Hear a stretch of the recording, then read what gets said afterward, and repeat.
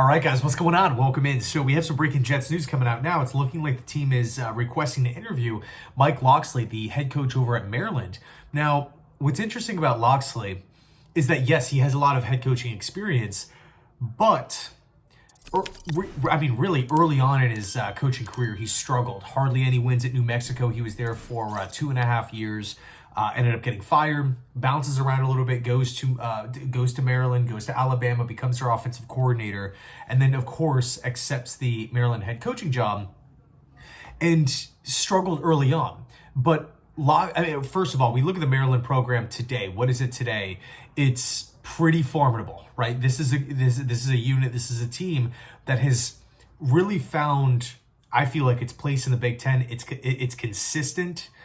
Which I really like, which is obviously a credit to Locksley. He's been talked about as a player's coach before in the past. In fact, he actually has a son who I remember was a pretty big high school recruit coming out as a quarterback, goes to Texas. He was going to transfer over to Marshall, which I remember back when Doc Holliday was their head coach, ends up not going, and he ends up going elsewhere.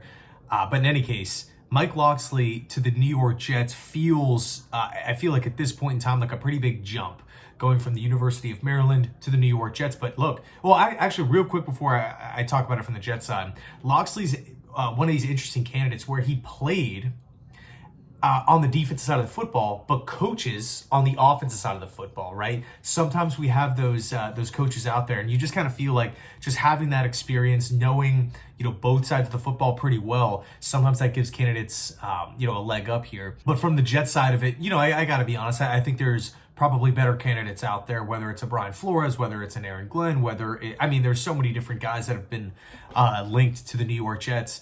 But this is the Jets casting their wide net. You never know what could happen. What happens if Locksley comes in and has a better interview than an Aaron Glenn, a better interview than a Mike Vrabel, take your pick on whoever, coach the Jets are going to be talking to here, Spagnuolo, right? You never know what exactly could happen. You never know who's going to be more prepared than others. So it's important to talk to as many people as possible. Of course, you don't want to reach overkill. If you fall in love with a guy, if an interview just goes absolutely great, then I want to see that urgency to schedule that second interview. Now, of course, we do have to, talk about the elephant in the room here. The Jets don't have a GM, so would the Jets schedule a second interview with a head coaching candidate if they don't have a GM? Probably. I don't know. That's a little weird in my opinion. I think, the Jets are probably doing their due diligence. They're talking to all these different candidates.